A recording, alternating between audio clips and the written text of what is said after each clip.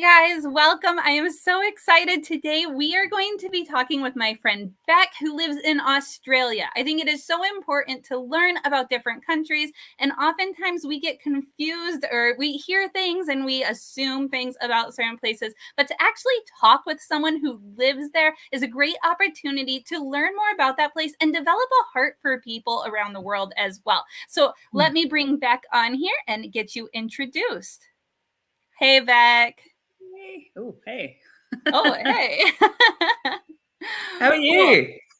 Oh, I am doing so good. It's like summer and nice and warm and beautiful outside. I got my tan going on. Are you enjoying summer as well? It is winter here, Abby. It is 17, 18 degrees here at the moment, so it's very cold, very disappointing. And at the moment, I think it's about your 2 o'clock in the evening. It is my 5 a.m. in the morning. No way. That's because you're on the other side of the world. That's right. That's right. That's crazy. Wait, It what is. time did you say it is there? It's dark outside. It's 5 a.m. Can you see that? That's our window. It is dark outside. Very different. Thank you so much for waking up at 5 a.m. to talk with us. Hey, you said it was 17 degrees, but you meant Celsius. For us, that is 64 degrees Fahrenheit. Yes. And Yes. is that about as cold as it gets in Australia? No, it definitely gets to the minuses, but not like unless you go to the snowy areas, which there's not many, and then it can get to the minus. I don't know what it gets to the minus, but in most parts in Australia, it's kind of minus. The very lowest is 0 Celsius. Okay, so that would still be like 30 for us, something like that. I'm really bad with but yeah, I think there's about 30. Is it 32 degrees or 34? Maybe 32 degrees difference. Yeah. Hey, if somebody knows and you are watching along, say hi in the comments. And if you have any questions for Beck, let us know. Hi, William. Hi, Naomi. Thank you for joining us. And if you know exactly what the Celsius to Fahrenheit difference is, drop that in the comments as well and help us out. Thank you guys so much. All right. Well, just to clarify, where in the world is Australia? And it's like, I mean, from what we understand, it's like an island in the Pacific Ocean, right? About the size of Hawaii, right? I was teasing Beck that Australia is like an island and small, but here is a size comparison to show you that the US and Australia are actually really similar in size. We are big. We are big, but there's not many people in it. So I think you guys have roughly you've got more than 10 times the population of us anyway. So I think you guys have got like 3 million and we've got a few million sort of thing. Yeah. Well, and so why is that? Why don't people live in more areas of Australia then? Yeah, well, as you can see on that map there, Australia has a lot of green stuff, but it's only on the outside. And it's just very deserty right in the middle. Like if you go in the middle, it's very arid. You can't grow anything. Nobody really wants to live there. And so the people congregate on those nice green bits over there that you can see. Yeah, so everywhere that's green is populated. Everywhere that's not it'll have some population. There's a lot of Aboriginal population, people who kind of know how to live off the land. Aboriginal, is that what you call like the native people, right? Yeah, exactly. So they were the people who came here when Captain James Cook came and they say he discovered Australia, although the Aboriginals and a lot of people aren't very happy about that because they're like, it was discovered before that. So it's a running thing here that's going. Okay. And then you, though, live on the side down here called Wollongong. Is that how you say it? Yeah, that's pretty good. Yeah. We say Wollongong. So Sydney is just above it. So it's probably an hour's drive at around 80 kilometers an hour. Okay. Do you guys use kilometers? You guys use miles. So that's miles. Yeah, it's 1.8, roughly 1.8 miles to 1 kilometer. No, the other way around. 1 mile is 1.8 kilometers. So yeah. Okay. Hey, I see that you have McDonald's in Australia. Yeah. I'm so So, glad my husband's not up because he doesn't like the McDonald's. oh, not a fan, huh? No. He's like, it's too globalized. It's everywhere, but it's reached even Wollongong. An interesting thing about McDonald's in different areas, though, is that they still serve different foods or like pies. And so I know, like, when we went to Hawaii, they had some more like Asian inspired pie flavors than we have here that are just like apple pie and pumpkin pie. Yeah. So Yeah. it's That's fun to see what there interesting. is. We would What? never have pumpkin pie here. What? Yeah, I tasted it once when we had an American lady who came to our Bible study, and we had like a one of those things where everybody brings one thing. And so she brought a pumpkin pie for that, and I was like, "Oh, this is delicious," but yeah, otherwise never. Oh, that's so funny. Yeah, it is that season where Starbucks and everything is serving pumpkin spice pie flavored everything. Yeah. Okay, so what do you eat in Australia then? I think typically a lot of like we call them snags, sausages. And then we have lots of barbecues. Typically, we eat a lot of pasta. Pasta is a thing. Um, yeah, meat's a thing. Just trying to think. Yeah, and I think generally, I found this really interesting. Our bread is not stuffed with sugar, but I hear in America, a lot of the bread and everything is stuffed with sugar and there's lots of oil. So I think it's a bit healthier, and we don't fry our veggies; we just kind of boil them. So I think Oh. that's maybe the difference. Yeah, we Um, love frying our food and adding sugar to everything possible. It's very yeah. true. So Hmm. you'd probably find our food fairly bland, and I find the taste of sugary bread for me, I'm like, oh, it's disgusting. Yeah, our Yeah. bread, yeah, it's good for peanut butter and jellies, but that's about it.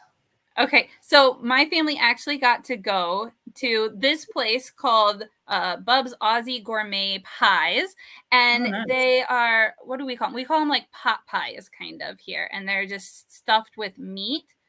Is this something? Ooh, there's the sweets. You call them sweets, like the desserts. Um, Yeah, yeah, is this yeah. something though that you would eat regularly, like an Aussie pie like this? We don't actually eat many pies. And it's interesting because I think when people bring, like, if a Thai restaurant comes to Australia and sets up a Thai thing, they make everything really bland according to like compared to like genuine Thai food. It's Okay, so different. So I think that's probably the Americanized version of Australian food, is what I'm trying to say. yeah. We love chips. Chips is big in Wait, wait, Australia. wait. I didn't show a picture of chips. Yo, I think you had chips with the That pie. is that Pie what you feet. call that? Yeah, what Those do you call it? Fries. those are fries, French fries.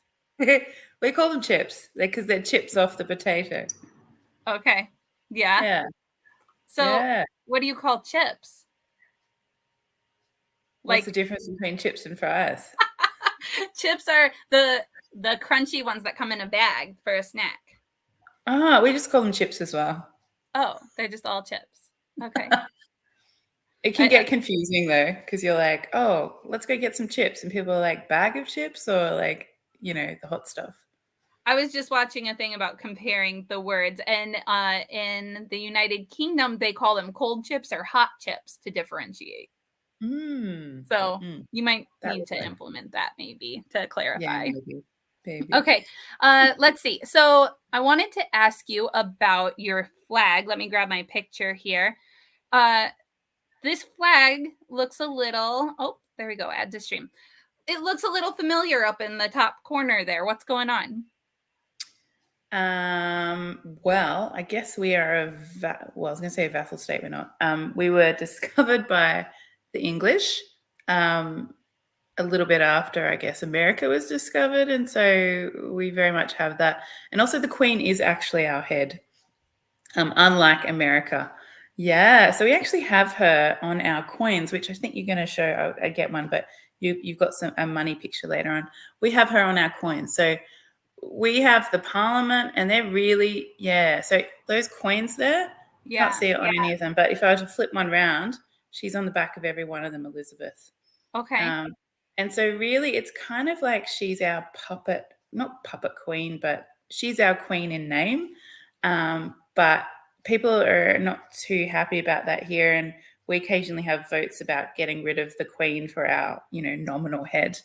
But I think there's a lot of people who are still true to it. And I don't really care either way. But yeah. Hey, your money is like incredibly colorful. Let's go back to that. Oops, sorry. Trying to figure out my buttons here. That is some really colorful money. I like it too, but after it's been through a few thousand people's hands, it doesn't look quite so colorful. But oh, it doesn't. It fades a bit. Yeah, but that looks nice. Yeah, no, it is. Nice. It is really nice. Yeah, your money's not that colorful, hey? No, ours is mostly green. Oh yeah, of course. Yeah. Okay, so you were talking about the Queen, and I need to ask you about my children's favorite show, and honestly, it's my husband's and my favorite show too, Bluey. So I think they're playing queens when they're dressed up like this, actually, from that episode. Is Bluey an accurate representation of Australia? Because I have a lot of assumptions based off of this show. Yes, it is. In fact, it's really interesting watching it because you're like, we so do that. We so say that. It's very typical of our life. Yeah. Oh, fun. Okay, so we can count that as school when we homeschool and watch Bluey. Oh, sure. Good. For Christmas this last year, we went to that one place that I showed you with the pies, but we also had to do a Christmas swim because Bluey has Christmas swim and Veranda Santa. How accurate is that? Veranda Santa is big round here. That we have they're so ugly. I don't know what that means. What does that even mean, a Veranda Santa? We have a lot of big, blown up, gaudy looking Santas. Even in the really nice houses around Christmas, we have these really ugly looking Santas people blow up and stick out there. And, they stick them on their veranda? On the veranda or on their front lawn or something, which is kind of a nice way to kind of see people trying to make an effort as well. So what's a veranda? It's like a balcony, but close to the ground, maybe. Okay, like a porch or a deck. Yeah. We occasionally we'd say porch, but yeah, veranda. Veranda is covered because of the hot sun, right? Okay, so a porch is covered and a deck is not. Yeah. Well, decks are typically not. Our porches are probably covered. Sometimes yes, sometimes no. But yeah, a veranda is covered. Yeah. Okay, that's the difference. Okay, good. Well, thank you. We love Bluey. I think that those are like parenting goals. Okay, if you guys have any questions, would you please put them in the comments? I get really distracted while I am talking, so I will look at the comments in a little while and we will answer any questions that you guys have. Make sure to hit the like button also, because when you do that, it sends this video out to more people to be able to see it. And we are interviewing Beck, who lives in Australia. That's what we are covering today. And my next question for you is transportation. How do you get around in Australia? Are you always in a Jeep? Do you just use a surfboard? What does that look like? Well, we have a herd of kangaroos in the back, and sometimes we put the saddles on them and then we take them down to the shops. She doesn't believe me, does she? I love it though. That was super creative. That was great. No, we just have cars here. I think it's a little bit like America. Yeah. So we've got cars here and we've got buses. Transportation is big here. We travel a lot. We travel hours to get to different things. I think Australians travel a lot because, like you saw the size comparison, there is so much land here and we're very spread out, I think. So that makes it's a big thing. Motorbikes aren't very big here. Yeah, Oh, yeah, that's but mostly cars, I think. and We've this got is a trains, picture of obviously. this is your two kids that you have. How old are they? That's Luke. Luke's 5 and Penny is 2. All Yeah. right. They are really Gorgeous. cute. Beck Yeah, is we're on a the way. Beck is a homeschooling mom also who has a channel about homeschooling and helps new homeschoolers specifically. So if you want to check out her channel after this, I'll make sure to have it in the description box below too. But I've really enjoyed getting to know Beck through homeschooling. So that's kind of our connection too. Okay, let's move on to what every kid wants to know about: animals. Now, you Mm-hmm. sent me this picture, which is not the typical animal that we are used to thinking of with Australia. Mm. Yeah, usually you think of kangaroos, but this is an emu. And she, I don't know what she is, he is. Yeah, you'll typically find her in the outback running across the road occasionally. So I've driven a lot in my life. I've probably seen these on maybe 3 or 4 occasions running across the road. Yeah, they're beautiful That's creatures. They're it, basically very fast birds that can't fly, very, oh, yes, very beautiful though. like the Um, ostrich. like the ostrich, yeah. What about kangaroos? Tell me about kangaroos. How often do you actually see one? All the time. Kangaroos are plague proportions around here. My dad used to shoot them on his farm because if he didn't, they would come right up and just rip the garden apart, and we wouldn't be able to grow anything that was green. So they get to really plague proportions here. Um, Are yeah, you it's scared of them interesting. though? Yeah, no, I don't get scared, but if I had my little girl or my little boy around, I just say, look, don't go up to that kangaroo, because they can actually give you a wallop and fight you if they get narky, or if it's the big male of the pack, they can do that. But I've lived on farms kind of growing up, and I've never had a problem with them. But you have to look after your dog around them, because your dog, if it's a bit fierce, can go up to them, and the kangaroos can grab them and rip their insides out and kill them. Oh, Yeah. okay. Oh my Sorry. goodness. Oh, Wow. sorry. Maybe I shouldn't have said that. Yeah. They can be really quite vicious at times. Well, you have a Um, lot of like vicious and poisonous we animals in do. Australia, right? We do. We do. Yeah. Yeah. And We saw, you still live there. yeah, I think you just have to kind of get over your fear. Unfortunately, my husband has a fear of snakes, which isn't helpful because when you're walking on bushwalking around here, there's a lot of snakes. But for me, I feel like I've developed this ability to kind of look at them calmly and go, okay, we'll just walk around them, and not pat them. Yeah, good job overcoming your fear. That would be a hard one for me. Yeah. What do you like to do for fun on an average day?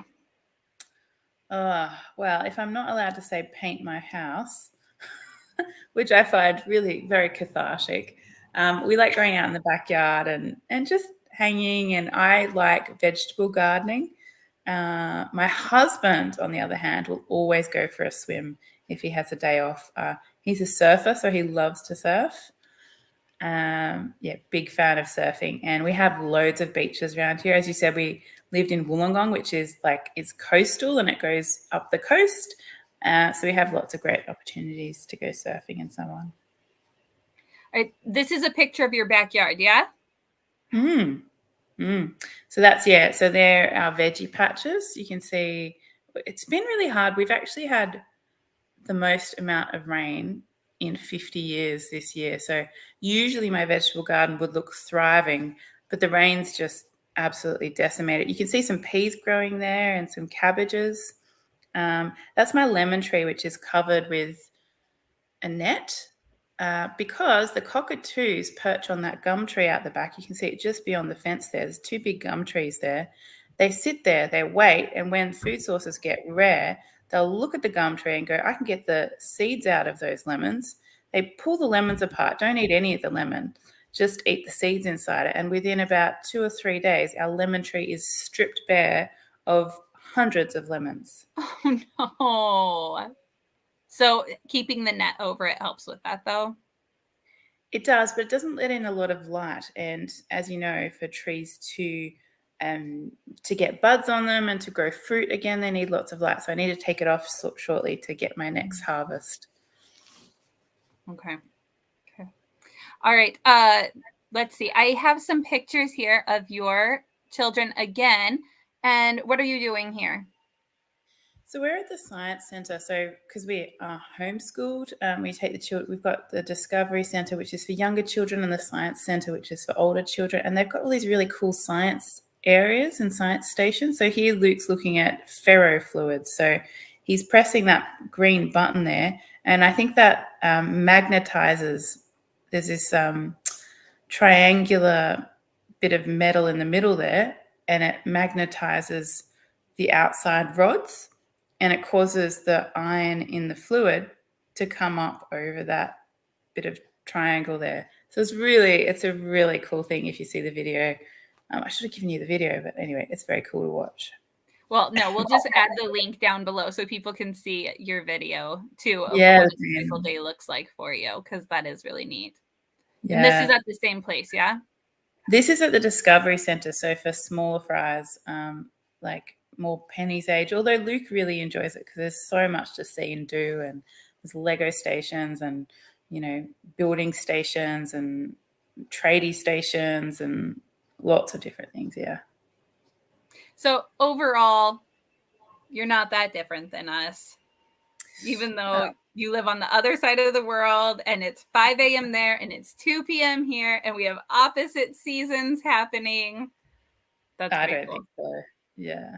Yeah, good. Okay, well, let's go ahead and I will open up to questions. Oh, no, I did have one more thing, but go ahead and ask any questions you want.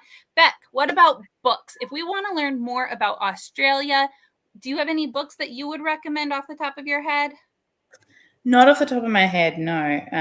They don't make them very well here. I haven't seen anyone that I'm like, I really like. I did read one the other day, but I couldn't find it. I tried to find it right before we came. Do you have any favorites you like? Figure it out. Let me know and I'll add it. Well, so I always go to this book. Let's see if I can get it on camera. Give Your Child the World. And inside there are a whole bunch of lists of books. And specifically, there's on page like 176, it gives a list of like the biggest frog in Australia, Big Rain Coming, Diary of a Wombat, Edward yes, the Emu. Yes, we have Diary of a Wombat. Yep. So this is a really helpful book that I have found for teaching my kids about the world and reading about different places. Oh, Mears is one that we had before. It compares life in Australia with somewhere in the Middle East, I think. And that was a really good book too. So I'll have this link down below if you want to check that out. I also have a couple Usborne books that I really appreciate. Here and There is a good one that shows just different places from around the world. And so there's Australia, and look at that. They're on the beach. And then explaining different how the world spins and the different times and things. I really like this book from Usborne as well, and is my first world book. So this is a really good one to grab, and that link is also down below. All right, let's head over to comments and see what kind of questions you guys have. I'm going to start back up at the top. Okay, it's a 32-degree difference. Thank you, Naomi, for looking that up. Summer says hi. Outback Steakhouse. Yes, we were talking about that before. You have the word Outback for us is associated just with like the steakhouse. But when you say Outback, you're referencing usually more middle of Australia. So we call the really ochre, the really Australians. The equivalent we've worked out would be the Southern American, kind of that really twangy accent. We have really Australian twangy accents who are in the middle of Australia, kind of more in the arid places a lot of the time. We call that the outback. Why do they color their money? Asks Mara. Why is your money so many different colors? I don't know, but it makes it really easy to find the note you're after. So maybe that's why. So you can just think in your head, if I need something pinky purple to pay for a coffee, for example, or I need a 50 to pay for my shopping, or a green one to pay for my shopping, which is your 100. Yeah, so Okay. that does make it really easy. What is your favorite animal? Australian animal? Let's do both. If you have a different answer for that, let's do both. Yeah, sure. I'm partial to the wombat. I just find them such a cute kind of animal, but they can be a little bit gnarly like the kangaroo. But the kangaroo I like a good kangaroo, although they are such a pest and you end up loving them but hating them because they chew your place apart too. So yeah, I'm partial to the kangaroo as well, but I can't go past the dog.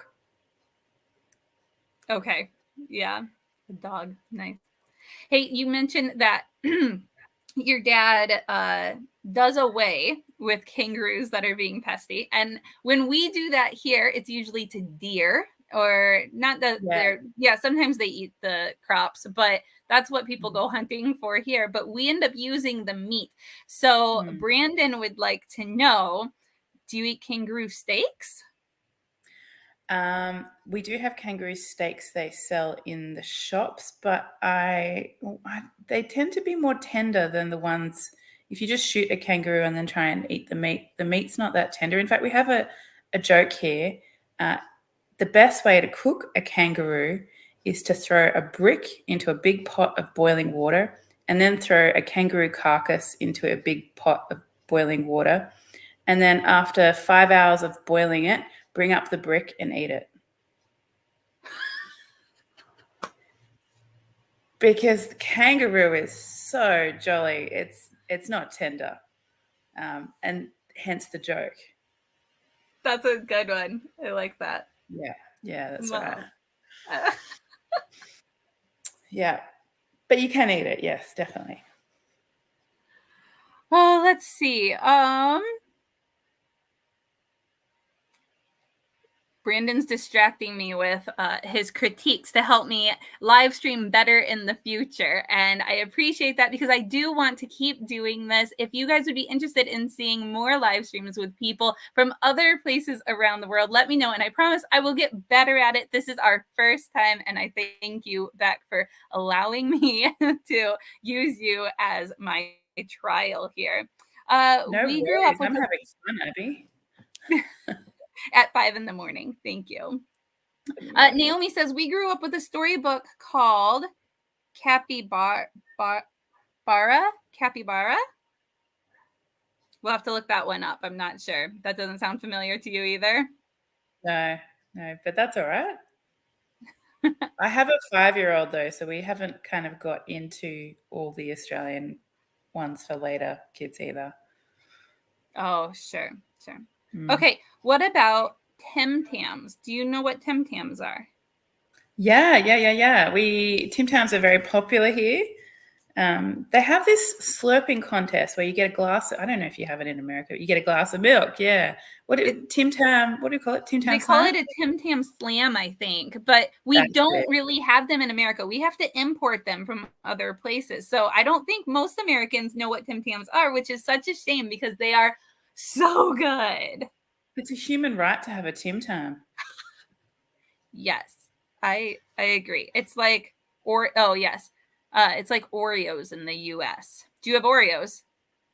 We do, but I remember a time growing up when we didn't have Oreos.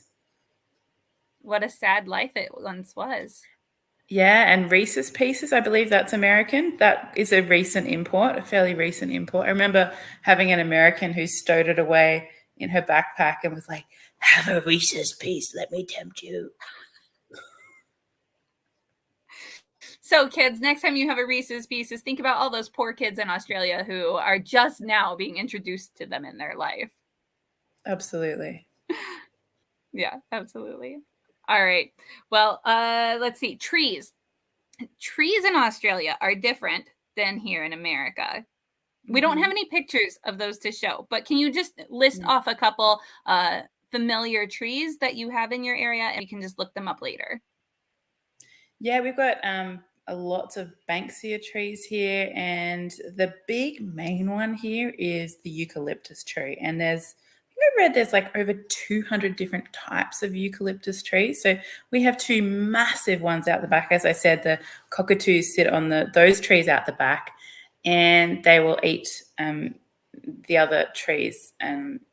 But these trees grow really, really, really big, basically. And they're everywhere. And it's very scrubby. I feel like our ground is very arid. I just don't think, Mum says a lot of the natives are ugly. So there you have it. Well, okay, so speaking of, yeah.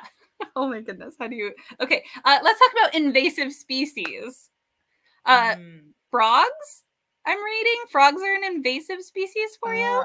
I know what you're talking about. You're talking about the toad, which tends to particularly reside in Queensland. They have toad plagues, and they're also poisonous. So if the dogs around there eat it when one gets killed, for example, run over on the road, then the dog can die as well. And it's disgusting. Yeah. Yeah, they're like all over the road all of the time when they breed. It's really disgusting. So there's rabbits, which are invasive. So many rabbits here. Rabbits are invasive? Yeah. When we were on the farm, we had lots of rabbit warrens around the place. Okay. And then consequently foxes, which have also become invasive because of the rabbit population. Oh, interesting. Very Mm. interesting. All right. Well, I think that's all of our questions, and we are at right about 30 minutes. So I think we will call it there, Beck. Thank you so much for joining today. It has been an honor getting to have some time with you.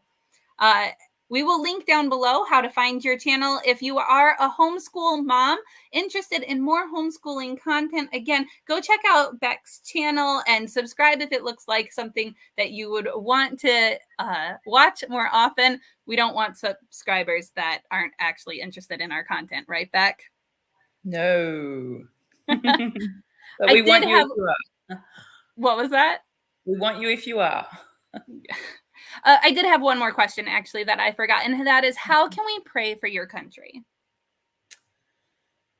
Oh, goodness me. I think a lot of the Australians here just don't know about Jesus. They think that it's okay to be a good person, and they think they don't need Jesus. And so they're very blind and asleep, if you like. They don't like engaging in religious conversations.